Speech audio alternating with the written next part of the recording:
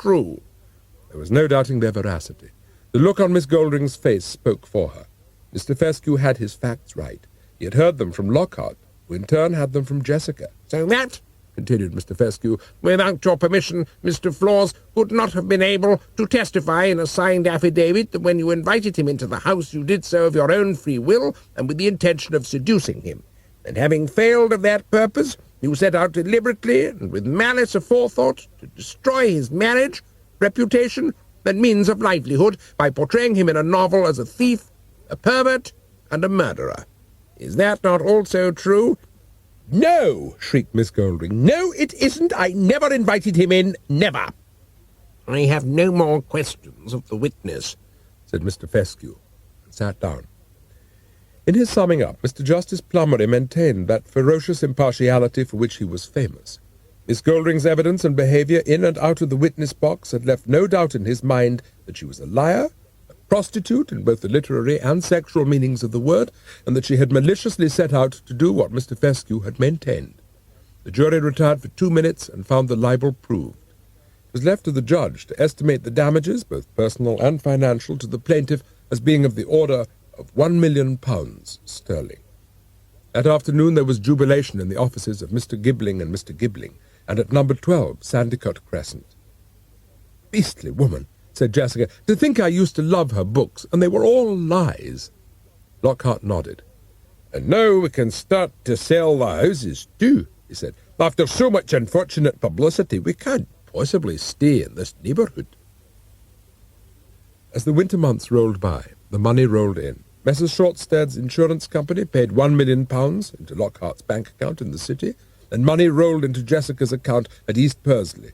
And the for sale notices came down and new occupiers moved in. Lockhart had timed his campaign of eviction with financial precision. Property values were up. Not one of the houses went for less than £50,000. By Christmas, Jessica's account stood at £478,000, and her standing with the bank manager even higher. He offered her financial advice and suggested she should invest the money. Lockhart told her not to do anything so foolish. He had plans for that money, and they had nothing to do with stocks and shares, and even less to do with capital gains tax, which the bank manager was at pains to point out she would inevitably have to pay. Lockhart smiled confidently and went about footling in the workshop in the garden. It helped to pass the time while the houses were sold, and besides, ever since his success as a radio mechanic in the Wilsons' attic, he had become quite an expert, and had bought all the necessary ingredients for a hi-fi system, which he then constructed.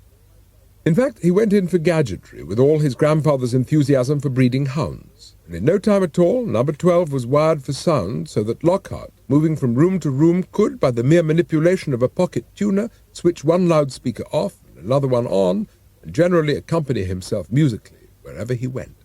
And in just the same way he could play his tapes all day, he could record as long and in whatever room he happened to be. Every so often he would find himself breaking out into song.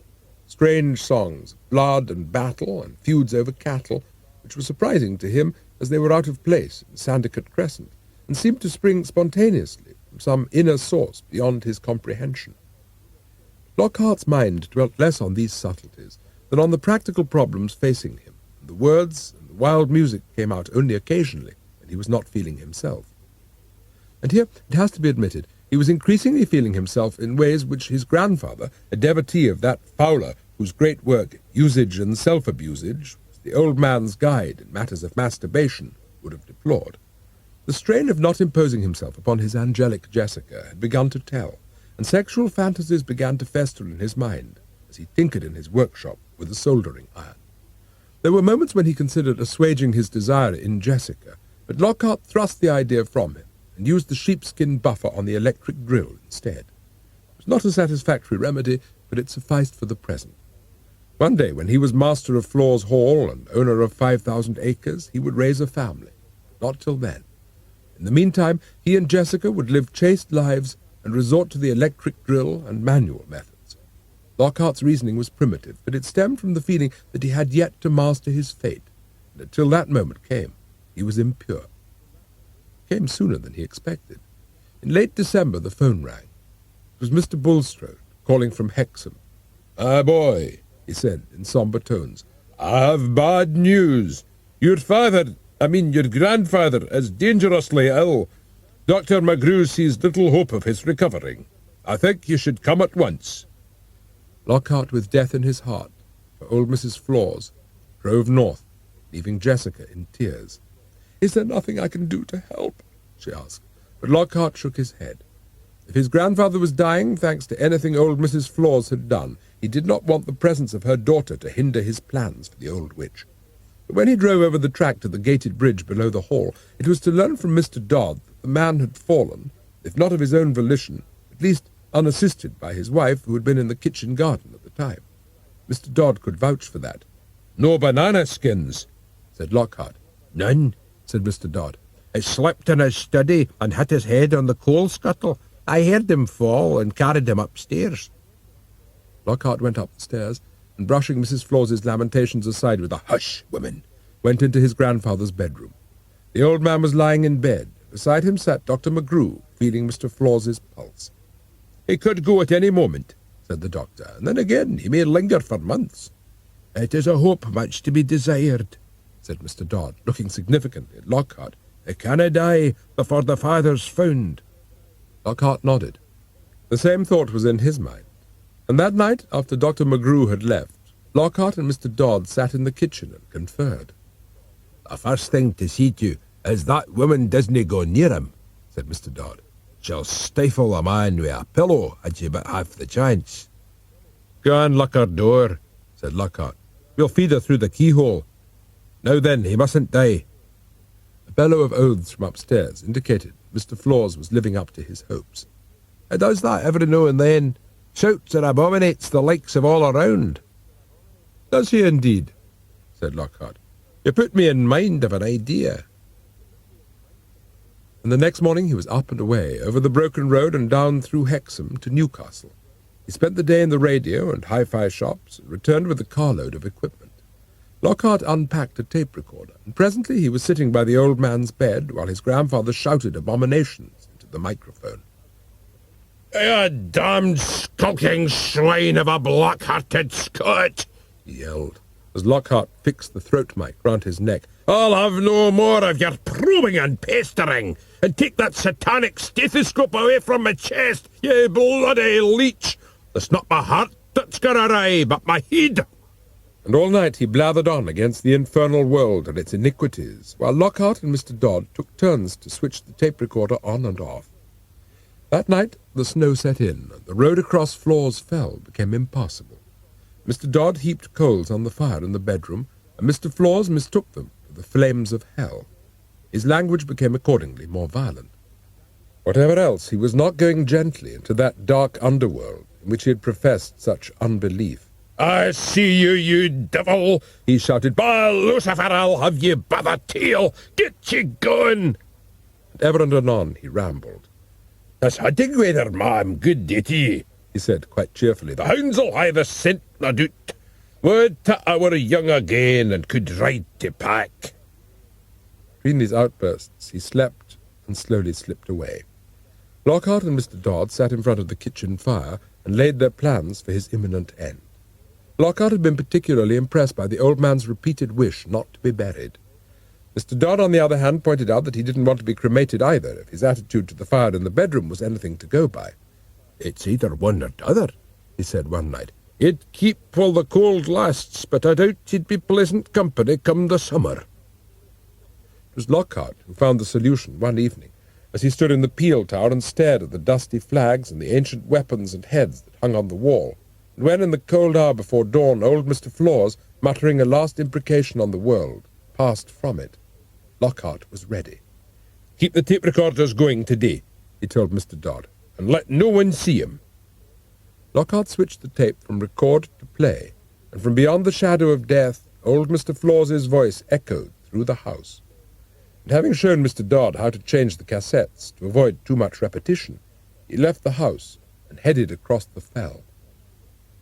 That night, Mr. Taglioni, taxidermist and specialist in permanent preservation of 5 Brunston Road, was interrupted in his work on a Mrs. Pritchard's late poodle Oliver, and called to the front door.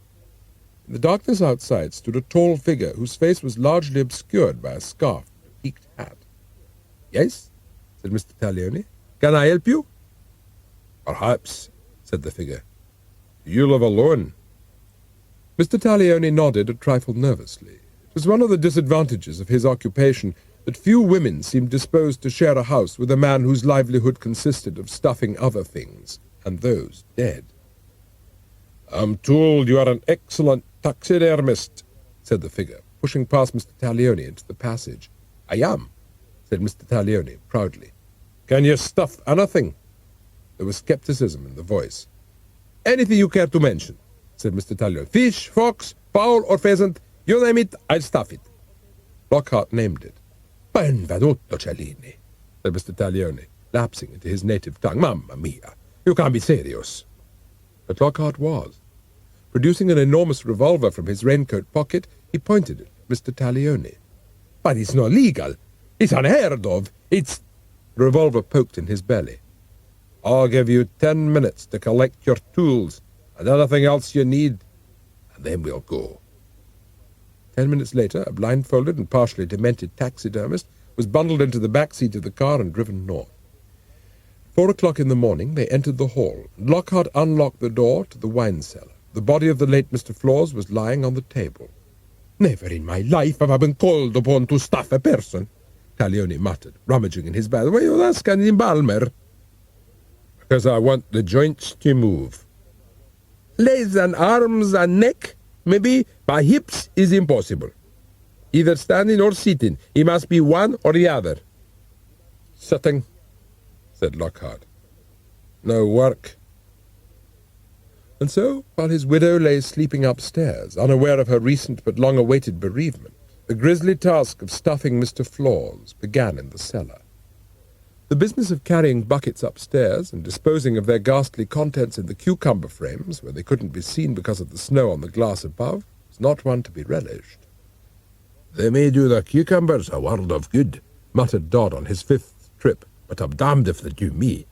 I won't be able to touch cucumbers again without thinking of the poor old devil."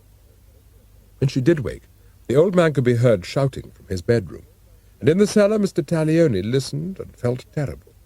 Mr. Dodd didn't feel much better. He went down to the cellar and complained to Lockhart. "Why can't we use the earth closet instead?" "Because he didn't want to be buried, and I'll see his wishes carried out," said Lockhart.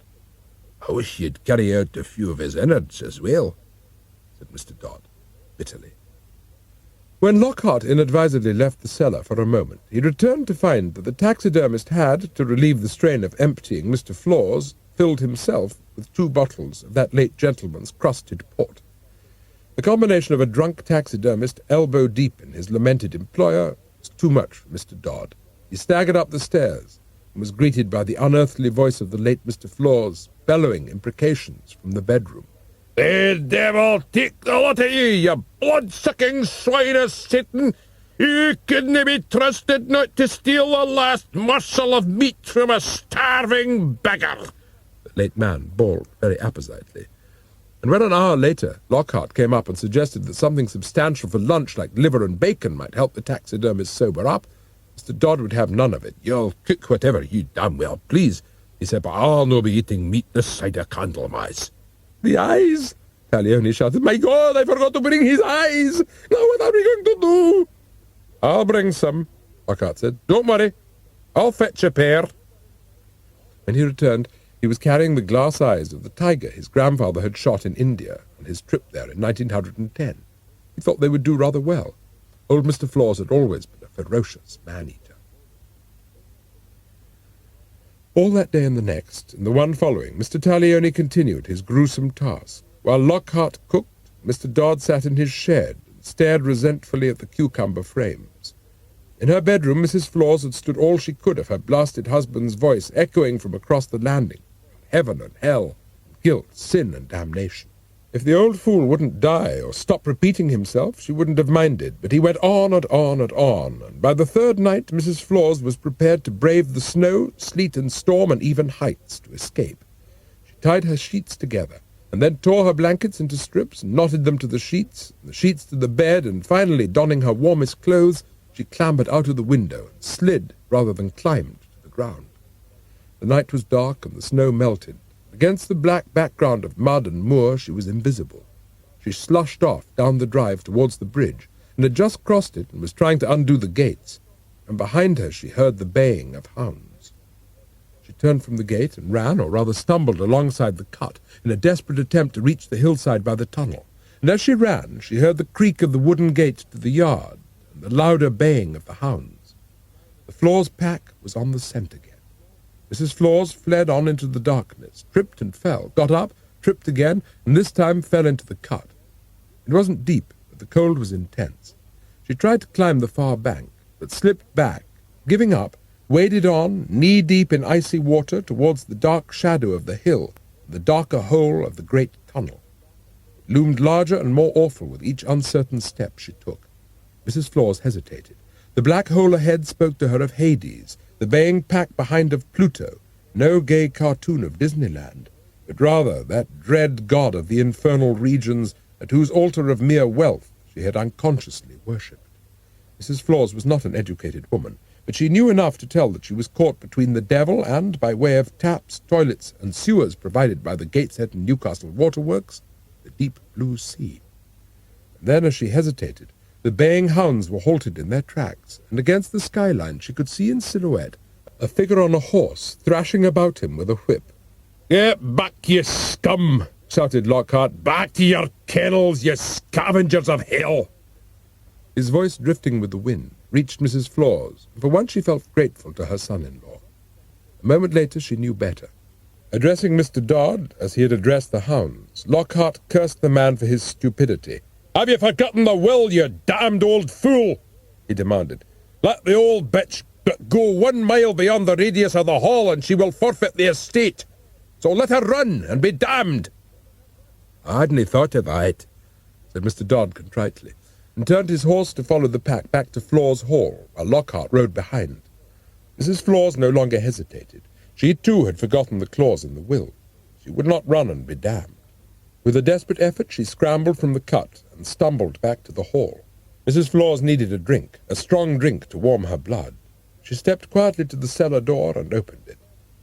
A moment later her screams echoed and re-echoed through the house. There before her very eyes, naked and with an enormous scar from groin to gullet, sat old Mr. Flawse on a bare wood table, stained with blood, and his eyes were the eyes of a tiger. Behind him stood Mr. Taglioni, with a piece of cotton waste which he appeared to be stuffing into her husband's skull. While he worked, he hummed a tune from the Barber of Seville. Mrs. Flawse took one look, and having screamed, passed out. It was Lockhart who carried her, gibbering, dementedly, back to her room, and dropped her on the bed. Then he hauled up the sheets and blankets, and knotted her to the bedstead.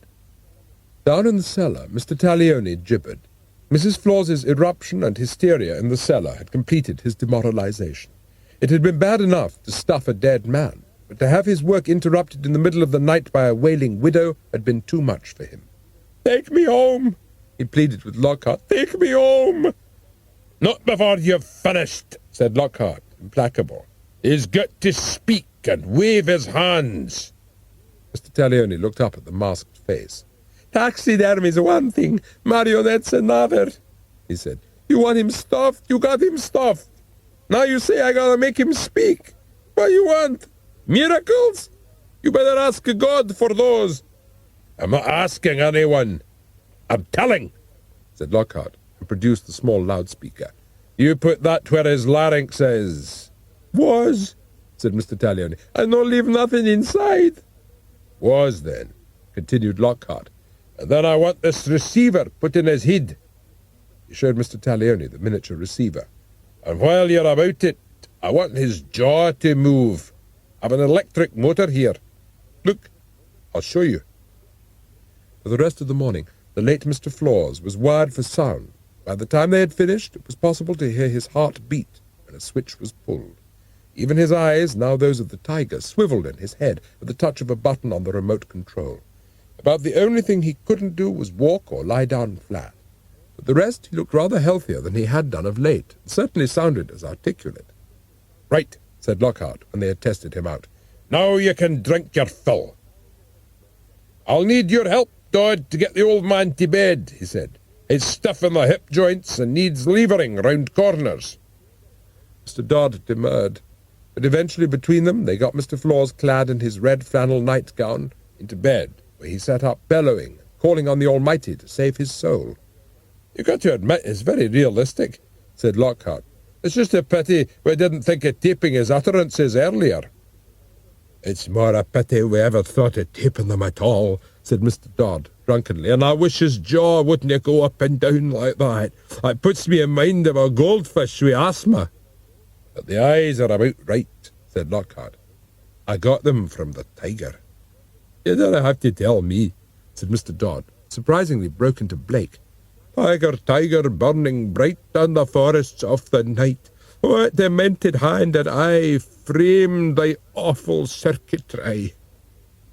"I'm fixing him a wheelchair," said Lockhart proudly, "so that he can move about the house on his own, and I'll direct it by remote control.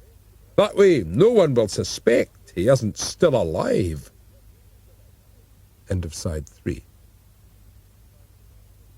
Side 4.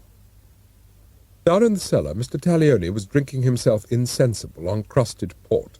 He sat surrounded by empty bottles, proclaiming in garbled tones that he was the finest stuffer in the world. Mr. Taglioni's repeated boast that he was the world's finest stuffer, and the ambiguity of that remark, gave Lockhart pause for thought. But the screams of Mrs. Flawse, rising to a crescendo that drowned even old Mr. Flawse's family history, and Mr. Taglioni's garbled utterances, decided Lockhart to go to her relief.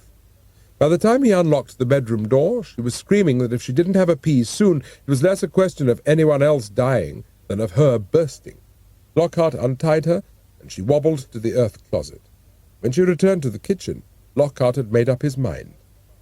"I have found my father," he announced. Mrs. Flawse stared at him with loathing. "You're a liar," she said, "a liar and a murderer.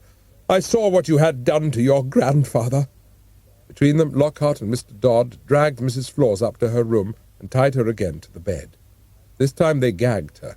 "I told you the old witch knew too much," said Mr. Dodd, "and since she's lived for money, she'll not die without it. Threaten her how you may." "Then we must forestall her," said Lockhart, and went down to the cellar. Mr. Taglioni, on his fifth bottle, regarded him hazily through bloodshot eyes.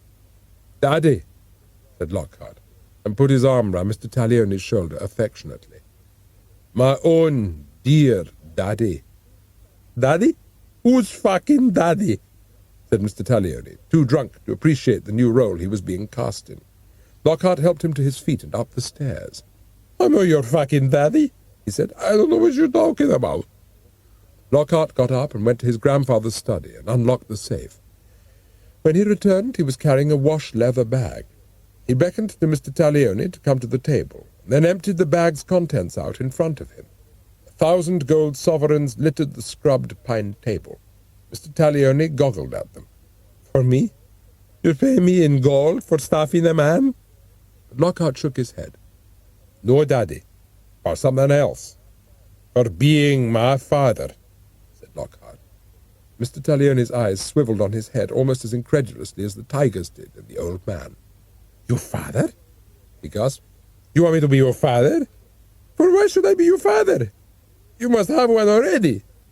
So even a bastard must have a father. Your mother was a virgin?" "You leave my mother out of this," said Lockhart. Mr. Dodd shoved a poker into the glowing fire of the range. By the time it was red hot, Mr. Taglioni had made up his mind. Lockhart's alternatives left him little choice. "Okay, I agree. I tell this Mr. Bulstrode I'm your father. I don't mind. You pay me this money. It's fine with me. Anything you say." That night Mr. Dodd drove to Hexham to inform Mr. Bulstrode that he and Dr. McGrew were required next day at the Hall to certify the sworn statement of Lockhart's father that he was indeed responsible for Miss Flawse's pregnancy. Lockhart and Mr. Taglioni sat on in the kitchen while the Italian learnt his lines. Upstairs, Mrs. Flawse struggled with her own. She had made up her mind that nothing, not even the prospect of a fortune, was going to keep her lying there in wait for a similar end to that of her husband. Unable to express herself vocally because of the gag, she concentrated on the ropes that tied her to the iron bedstead. She pushed her hand down and pulled them back again over and over with a tenacity that was a measure of her fear. Mr. Taglioni's appearance did not inspire confidence.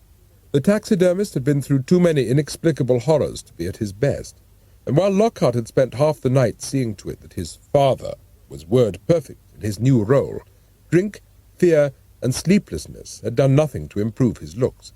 Mr. Bulstrode looked at him with dismay, and Dr. McGrew with medical concern. Mr. Bulstrode swallowed. "Would it not be more proper to have present your grandfather and his wife?" he inquired. "After all, the one drew the will and last testament up, and the other would appear to be about to be deprived of those benefits she would otherwise have received under it." "My grandfather has stated that he does not feel up to leaving his bed," said Lockhart. "I think I can safely say the same for my step-grandmother.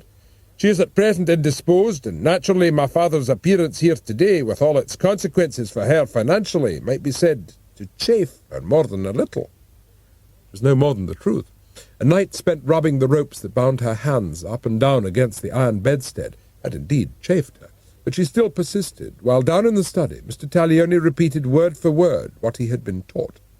Mr. Taglioni stated that he had been employed as a casual labourer by the waterworks at the time, and being an Italian had naturally attracted the attention of Miss Flawse.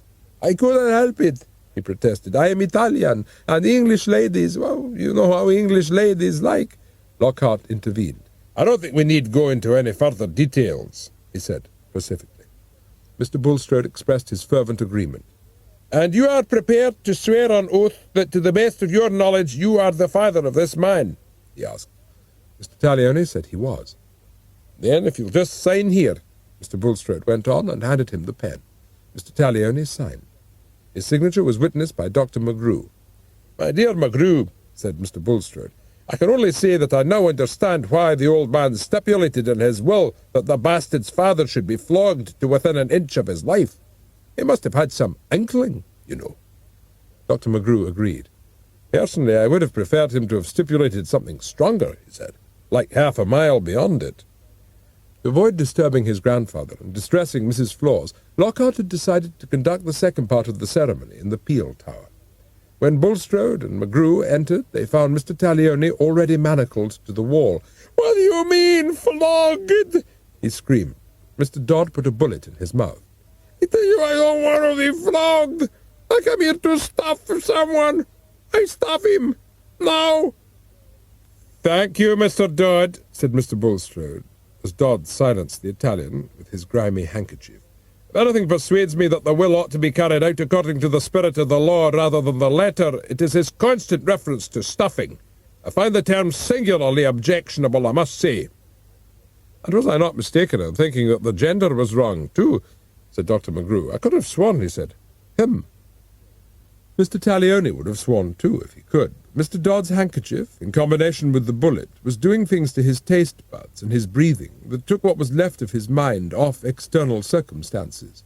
He turned from white to damson. "I am still unpersuaded that we should proceed before determining the exact measurement of an inch of life," the doctor said. "Perhaps we should consult Mr. Flawse himself to find out what precisely he meant." "I doubt you'll get a rational answer out of the man," said Mr. Dodd, all the while wondering which cassette would give an approximate answer to the question. He was saved the trouble by Dr. McGrew. Mr. Taglioni's complexion had progressed from damson to off-black. "I think it would be as well to allow your father some air," he told Lockhart. "My Hippocratic oath will not allow me to attend death by suffocation.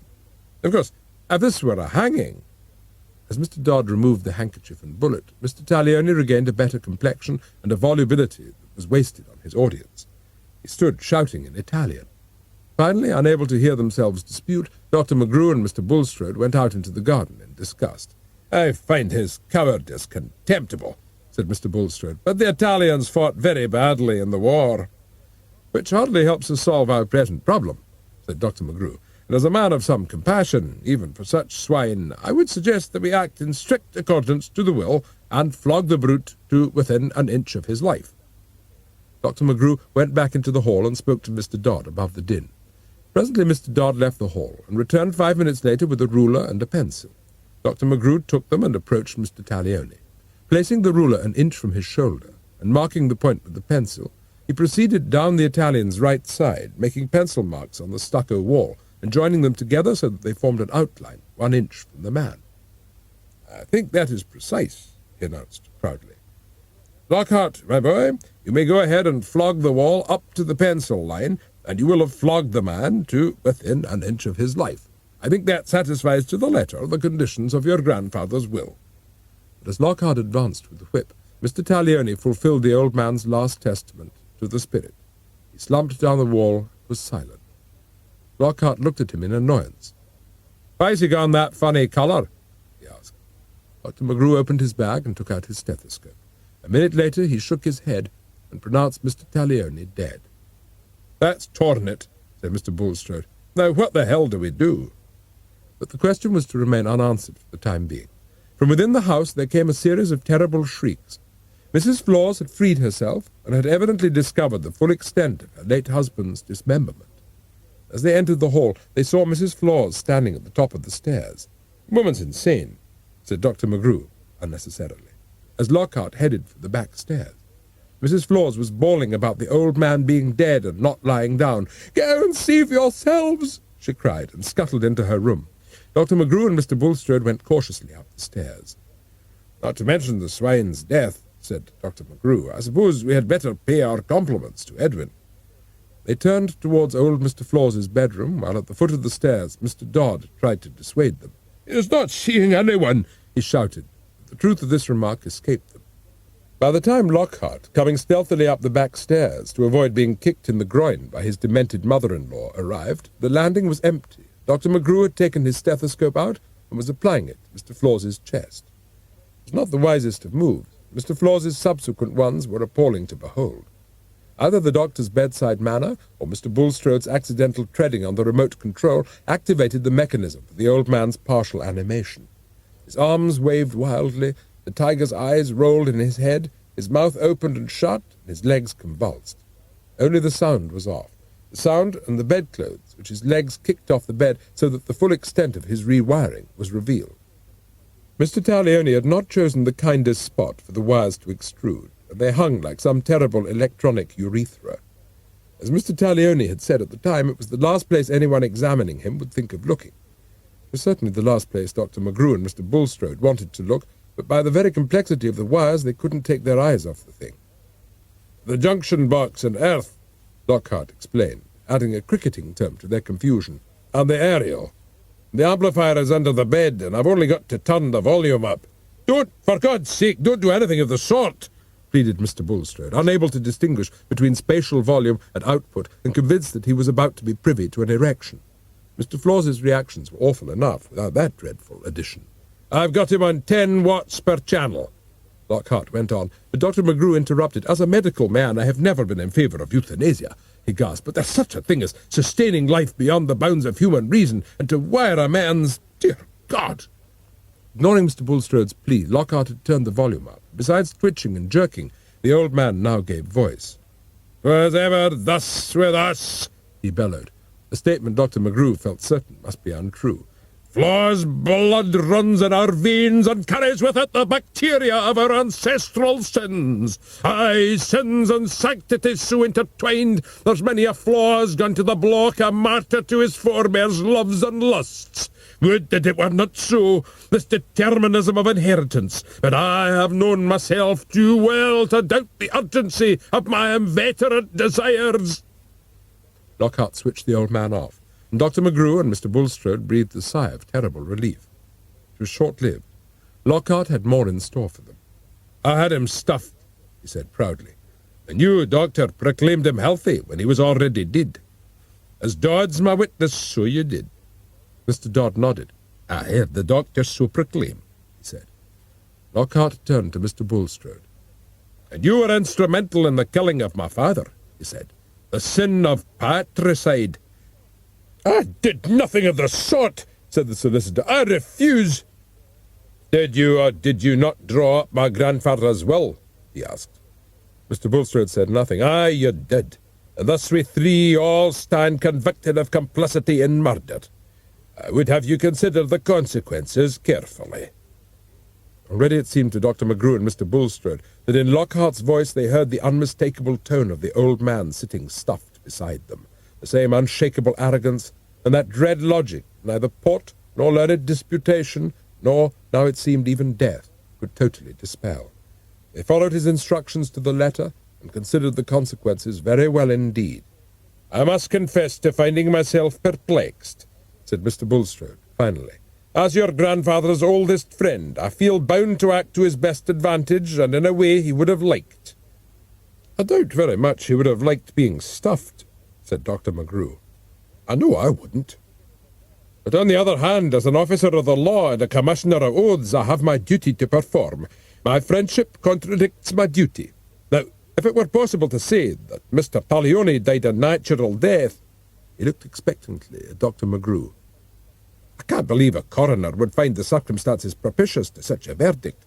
A man chained by his wrists to a wall may die a natural death, but he chose an unnatural position to do it in." There was a gloomy silence. Finally, Mr. Dodd spoke. "We could add him to the contents of the cucumber frames," he said. "The contents of the cucumber frames?" said Dr. McGrew and Mr. Bulstrode simultaneously, but Lockhart ignored their curiosity. "My grandfather expressed a wish not to be buried," he said, "and I intend to see his wishes carried out."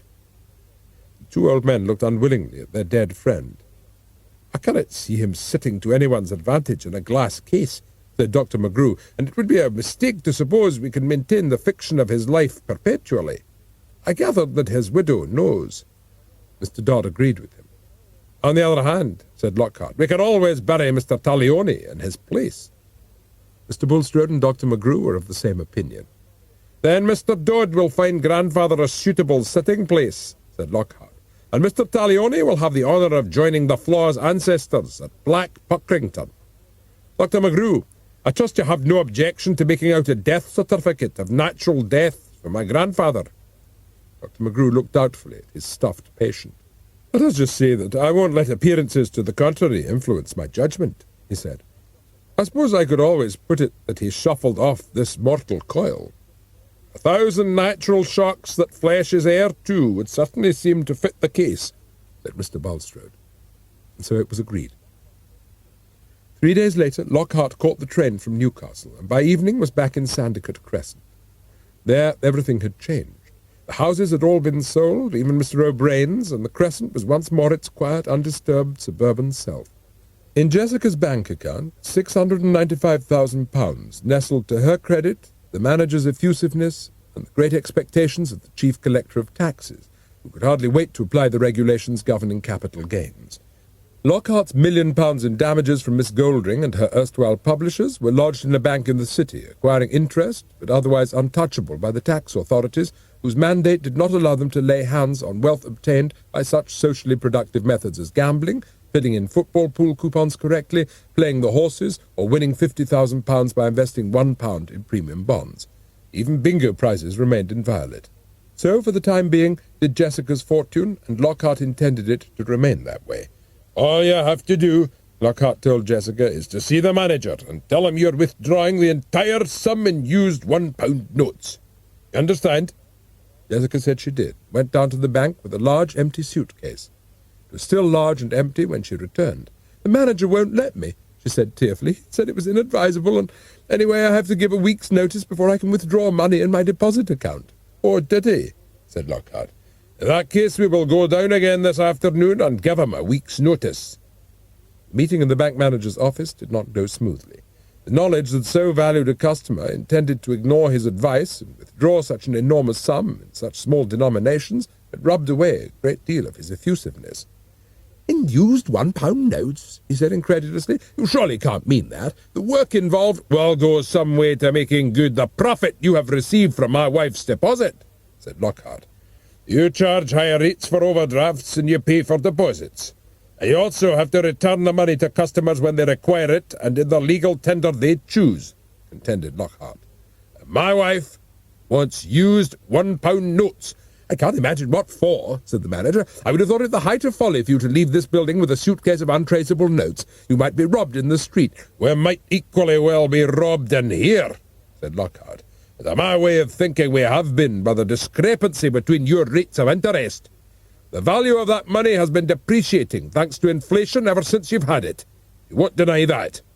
Now," continued Lockhart, "we will abide by your undertaking not to withdraw the money without giving you a week's notice, provided you let us have the money in used pound notes. I hope that is clear." "Yes," said the manager, for whom it wasn't, and who didn't like the look on Mr. Flawse's face. "If you will come in on Thursday, we'll be ready for you." Jessica and Lockhart went back to number 12 and spent the week packing.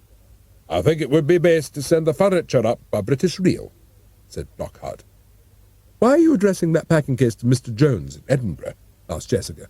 "We don't know any Mr. Jones in Edinburgh." "My love," said Lockhart, "no more we do, and no more does British Rail. But I will be there at the station with a rented van to collect it, and I very much doubt if anyone will be able to trace us." "You mean we're going to hide?" said Jessica. "Not hide," said Lockhart. "But since I have been classified as statistically and bureaucratically non-existent, and thereby ineligible to those benefits the welfare state is said to provide, I have not the slightest intention of providing the state with any of those benefits we have been able to accrue. In short, not 1 penny in income tax, not 1 penny in capital gains tax, and not 1 penny in anything. I don't exist, and being non-existent, intend to reap my reward." And so by the following Thursday the contents of the house had been packed and dispatched to Edinburgh by British Rail to be collected there by Mr. Jones, and it only remained to go to the bank and fill the suitcase with the used £1 notes. Lockhart had already withdrawn his million in the same form from his bank in the city. At the same time, Mrs. Flawse was following a gold trail from the hall, and every few yards along the path she stopped to pick up another gold sovereign. Ahead of her Mr. Dodd walked steadily, and every so often dropped another from the late Mr. Talione's reimbursement. By the time he had covered 1,000 yards, he had dropped 200 sovereigns on the path. After that, he lengthened the space to 20 yards. Still Mrs. Flawse, oblivious to all else, followed, muttering greedily to herself. By the 2,000-yard mark, Mr. Dodd had dropped 250, and Mrs. Flawse had picked up as many. At 3,000 yards, Mr. Dodd had still 700 sovereigns left in the wash-leather bag. He paused beneath a sign which said, "Danger! Ministry of Defence firing range, entry strictly forbidden," and considered its message and the morality of his action. Then, observing the mist that drifted across the artillery range, and being a man of honour, decided that he must proceed. He dropped more coins, this time closer together to quicken the pace. At 4,000 yards he was down to 500 sovereigns, and at 5,000 the wash-leather bag still held 400. And as the money thickened on the ground, so did the mist above it. At 8,000 yards Mr. Dodd emptied the remnants on the ground, scattering them in the heather to be searched for. Then he turned and ran. Mrs. Flawse was nowhere to be seen, but her demented muttering came through the mist. If this trail of bullion continued, she would be a rich woman. Mrs. Flawse foresaw a splendid future. She would leave the hall. She would live in luxury with yet another husband, a young one this time, to be bullied and put to work and made to serve her sexual requirements. 4,000 yards to the south, the men of the Royal Artillery were equally determined not to miss their target. They couldn't see it, but the range was right, and having bracketed it, they prepared to fire a salvo. Ahead of them, Mrs. Flawse found the last coin, and sat on the ground with the gold gathered in her skirt, and began to count. 1, 2, 3, 4, 5. She got no further. The Royal Artillery had lived up to their reputation, and the 6-gun salvo had scored a direct hit. Where Mrs. Flawse had been sitting, there was a large crater, around whose perimeter lay scattered, like golden confetti from some extravagant wedding, 1,000 sovereigns. Dodd was playing his pipes when the sound of a horn blown from the locked gate on the bridge sent him running down the drive to welcome Lockhart and his wife. "The Flawses are back at the hall," he said as he opened the gate. "It's a grand day." "Aye, it's good to be back for good," said Lockhart. That evening Lockhart dined at his grandfather's place at the oval mahogany table with Jessica sitting opposite him. By candlelight she looked more innocent and lovely than ever, and Lockhart lifted his glass to her. He had come into his gift, and the knowledge that he was now truly head of the Flawse family freed him from the imposed chasteness of the past. Later, while Mr. Dodd played a gay tune of his own composing to celebrate the occasion, Lockhart and Jessica lay not only in one another's arms, but something more. Such was their happiness that it was not until after a late breakfast that any mention was made of Mrs. Flawse's absence.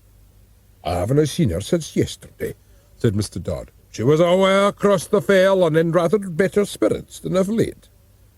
But Jessica was too enchanted by the house to miss her mother. She went from room to room, looking at the portraits and the fine old furniture, and making plans for the future. "I think we'll have the nursery in Grandfather's old dressing room," she told Lockhart. "Don't you think that would be a good idea? Then we'll have Baby near us." Lockhart agreed with everything she suggested. His mind was on other things than babies. He and Mr. Dodd conferred in the study. "You've put the money in the wall with the man?" he asked. "Aye, the trunk of the suitcases are well hidden," said Mr. Dodd, "but you said that no one will come looking." "But I cannot be certain," said Lockhart, "and it's necessary to prepare for contingencies, and I do not intend to be dispossessed of my gains. If they cannot find the money, they can seize the house and everything in it. I have mind to prepare for that eventuality in advance. I'll have a word with Mr. Bulstrode first. He always dealt with my grandfather's tax problems. You'll go to the telephone in Puckrington and send for him." Next day, Mr. Bulstrode arrived to find Lockhart sitting at the desk in the study, and it seemed to the solicitor that a more than subtle change had come over the young man he had known as the bastard. "I would have you know, Bulstrode," said Lockhart, when they had exchanged preliminaries, "that I have no intention of paying death duties on the estate." Mr. Bulstrode cleared his throat. "I think we can find a way to avoid any large assessment," he said. "The estate is always run at a loss.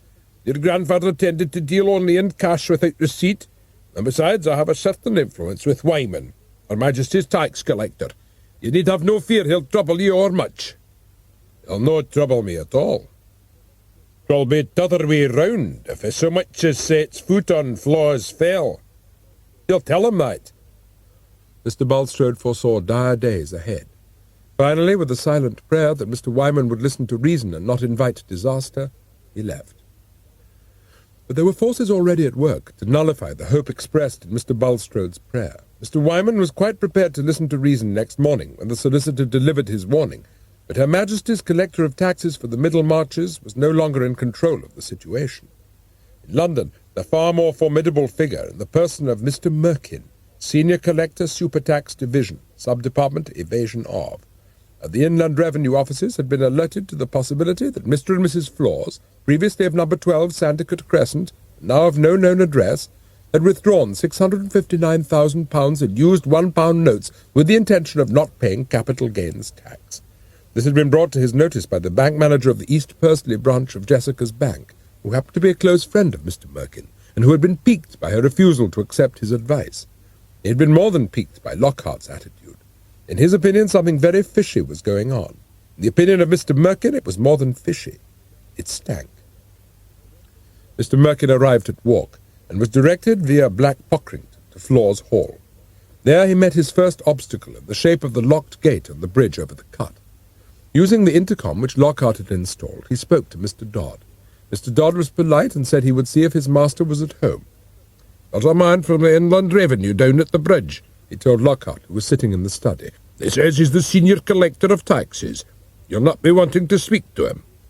Lockhart did speak. He went to the intercom and asked Mr. Merkin by what right he was trespassing on private property. "By my right as senior collector of taxes," said Mr. Merkin, "and the question of private property does not arise. I am entitled to visit you to inquire into your financial affairs." As he spoke, Mr. Dodd left the house by way of the kitchen garden and crossed the fell to the dam. Mr. Merkin, by this time too irate to observe the landscape, continued his argument with Lockhart. "Will you or will you not come down and unlock this gate?" he demanded. "If you don't, I shall apply for a warrant. What is your answer?" "I shall be down in just a moment," said Lockhart. "I have an idea it's going to rain, and I'll need an umbrella." Mr. Merkin looked up into a cloudless sky. "What the hell do you mean you'll need an umbrella?" he shouted into the intercom. "There's not a sign of rain." "Oh, I don't know," said Lockhart. "We get very sudden changes of weather in these parts. I have known it to pour down without warning." At that moment, Mr. Dodd undid the main sluice gates at the base of the dam, and a white wall of water issued from the great pipes. 10 feet high it hurtled down the cut, just as Mr. Merkin was about to protest that he had never heard such nonsense in his life. Mr. Merkin stood and looked aghast. The next moment he was running hell for leather past his car and up the metalled track towards Black Pockrington. He was too late. The wall of water was less than 10 feet deep now, but of sufficient depth to sweep the car and the senior collector of taxes off their tires and feet and carry them a quarter of a mile down the valley and into the tunnel. "I doubt you'll be coming back the same way," Dodd told Lockhart, who had observed the collector's submergence with relish. I wouldn't be too sure, said Lockhart, while Jessica, out of the kindness of her heart, hoped the poor man could swim.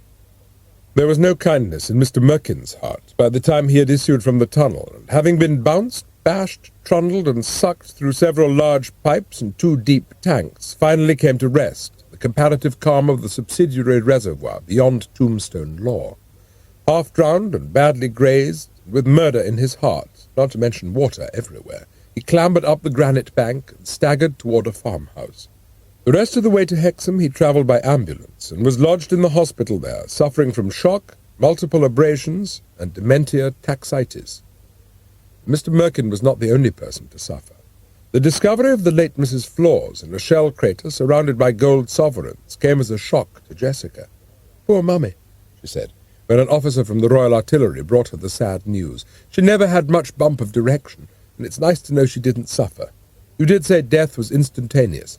"Absolutely," said the officer. "We bracketed her first, and then all 6 guns fired a salvo, and we were bang on target." "And you say she was surrounded by sovereigns?" asked Jessica. "That would have made her very proud. She always was a great admirer of the royal family, and to know that they were with her in her hour of need is a wonderful comfort." She left the officer in a state of some perplexity, and went about the more urgent business of nest-making. She was 2 weeks pregnant. It was left to Lockhart to offer his apologies to the Major for the inconvenience caused by Mrs. Flawse's failure to look where she was going. "I'd be happy to have you put your warning notices up a bit closer to the house and on my ground," he told the Major. "It would keep people from interfering with my game." What the game was he kept to himself, but the Major was touched by his generosity. "I'd have to get permission from the Ministry," he said. "But isn't there anything else we can do to help?" "Well, as a matter of fact, there is," said Lockhart. Next day Lockhart drove to Newcastle with the trailer behind the car, and when he returned both car and trailer were loaded to the brim with fresh electronic equipment. He made 2 subsequent trips, and each time came back with more bits and pieces.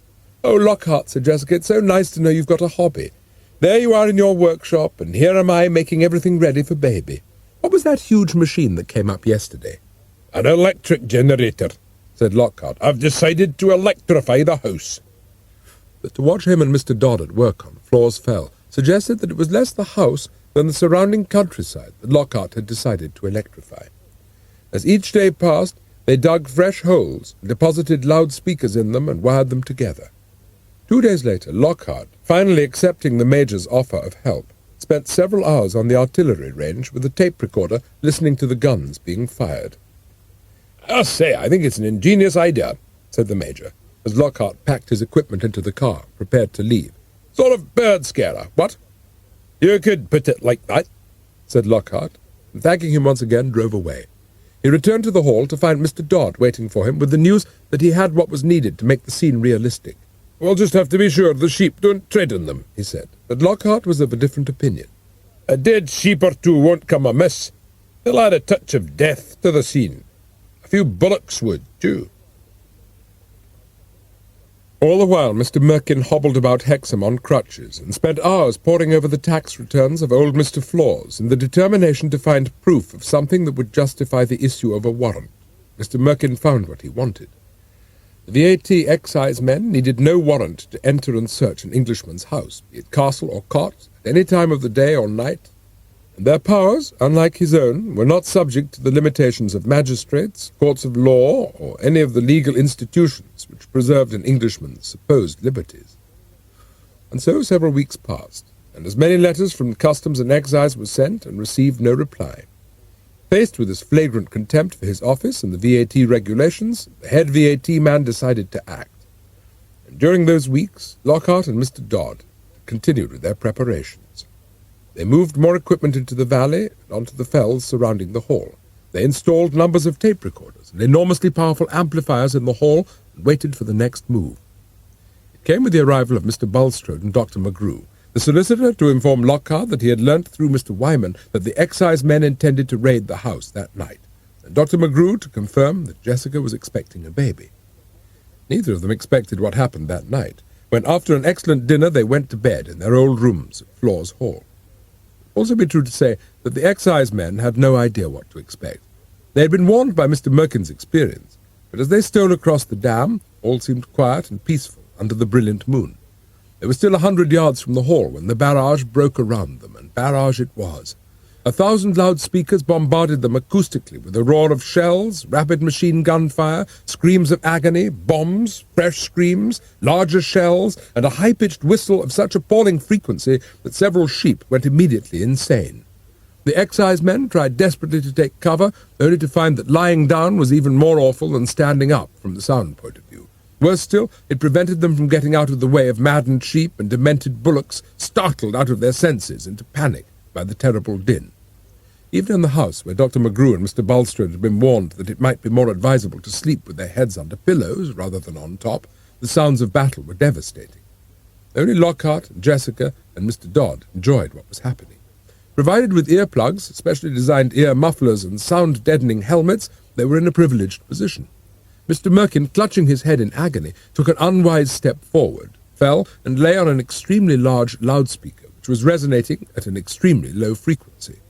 Before he knew what was happening, Mr. Merkin was transformed from senior collector of taxes of the Inland Revenue into a sort of semi-human tuning fork, one end of which felt as if it had been sucked into a jet engine at full power, while the middle, lying on top of the low-frequency loudspeaker, began to rumble, stir, reverberate, and bounce quite horribly. Mr. Merkin's plastered legs simply vibrated involuntarily and at a frequency that was not at all to the advantage of what lay between their upper ends. Around him the fell was clear. Sheep, bullocks, hounds, and excisemen, all deaf to everything but the pain in their ears, had fled the field and had scampered back across the dam. As they finally disappeared from view, Lockhart turned the amplifiers off. The bombardment ceased as suddenly as it had begun. Not that Mr. Merkin or the fleeing excisemen either knew or cared. They were in a soundless world in any case, and by the time they reached their cars on the road and were able to voice their shattered feelings, they were unable to get them heard. Lockhart went into the peel tower and lit the fire in the great hearth. As it blazed up, he told Mr. Dodd to fetch the whiskey, and went himself into the house to invite Mr. Bulstrode and Dr. McGrew to join him and Jessica in drinking a toast. Mr. Dodd was already there with the whiskey and his pipes, and standing in a little group beneath the battle flags and the swords, they raised their glasses.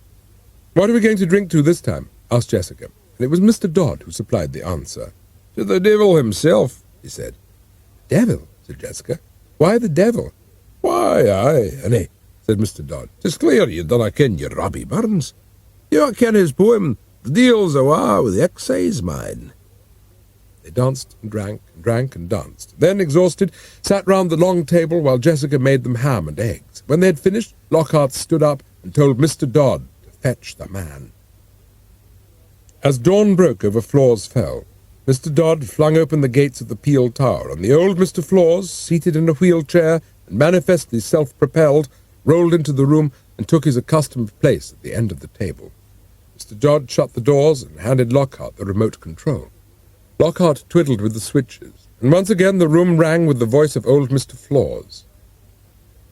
"I've not a forelock left to touch, and wouldn't ease a finger to it had I one, to wheedle pennies from a foreign swine, be he an Arab sheik or the Emperor of Japan. I'm true-born English to the core, and so I will remain. So keep your whimpering for womenfolk, and let me have my bang." And as if in answer to this request, there was a dull explosion in his innards, and smoke poured out of his ears. Mr. Bulstrode and Dr. McGrew looked on appalled, while Lockhart, trying the switches, shouted to Mr. Dodd. "The fire extinguisher!" he yelled. "For God's sake, get the fire extinguisher!" But it was no good. Mr. Flawse was living up to his promise not to whimper.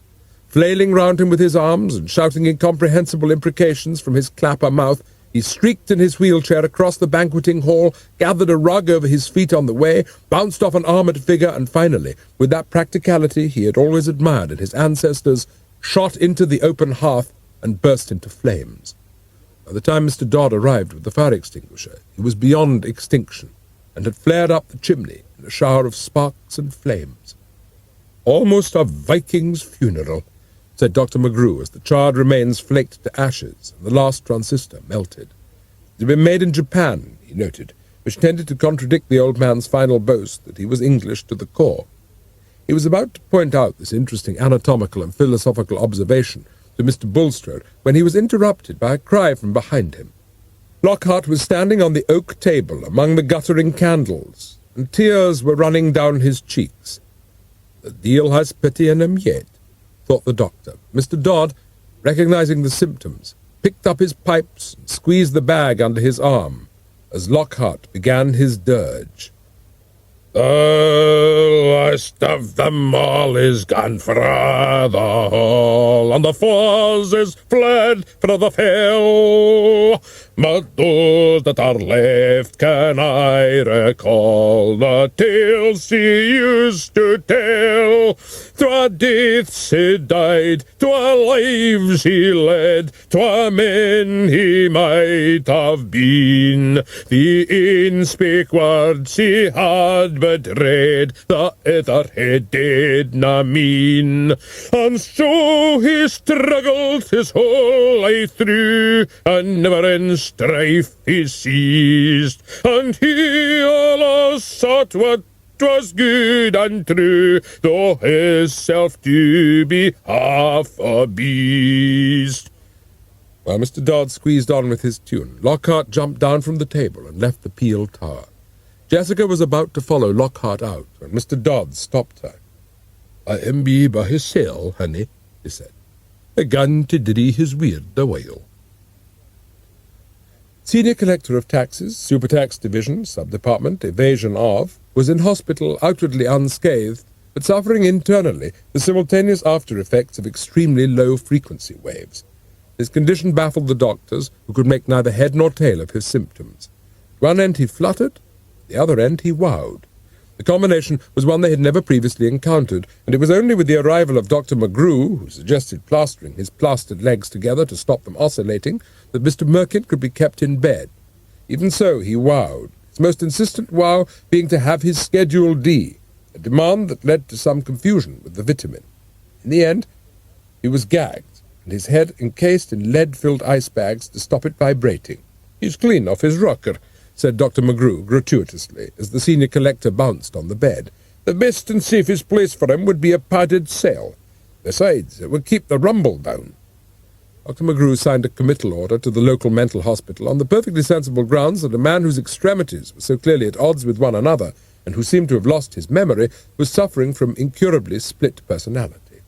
And so, with that anonymity that was entirely in keeping with his profession as a tax collector, Mr. Merkin, now a mere digit himself, was taken at public expense and registered under Schedule D in the most padded and soundless of cells. Meanwhile, the excise-man and the head VAT man were too taken up with their own loss of hearing to consider with any enthusiasm a return visit to Flawse Hall. They spent their time writing notes to one another and to their solicitors concerning the actions for damages which they were bringing against the Ministry of Defence for failing to draw their attention to the fact that they were, on the night of the raid, entering an artillery range. The case was a prolonged one, made longer still by the Army's adamant denial that they fired at night, and by the need for all cross-examination of the excisemen to be done in longhand. Meanwhile, life at Flawse Hall resumed its quiet routine. There, too, things had changed. The cucumbers in the frames grew larger than Mr. Dodd had ever known them to, and Jessica expanded likewise. And all summer long the bees in the straw hives buzzed over the heather, and young rabbits gambolled outside warrens. Even the foxes, sensing the changed atmosphere, returned, and for the first time in many a year curlews called over Flawse Fell. Life was returning, and Lockhart had given up his previous desire to shoot things. Jessica had broadened out to a homely woman with a sharp tongue in her head, and the Sandicott strain had reasserted itself. It was a practical strain that placed some value on comfort. The hall had been transformed. It once again became the centre of social life in the Middle Marches. Mr. Bulstrode and Dr. McGrew still came to dinner, but so did neighbours whom Jessica invited. And in late November, when the snow lay in thick drifts against the dry stone walls, she gave birth to a son.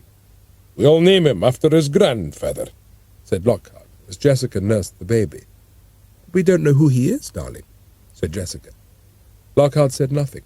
It was true that they still had no idea who his father was, and he had been thinking of his own grandfather when he spoke.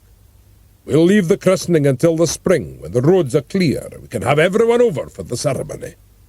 But for the time being, the newborn Flawse remained almost anonymous and as bureaucratically non-existent as his father, while Lockhart spent much of his time in Perkins' Lookout.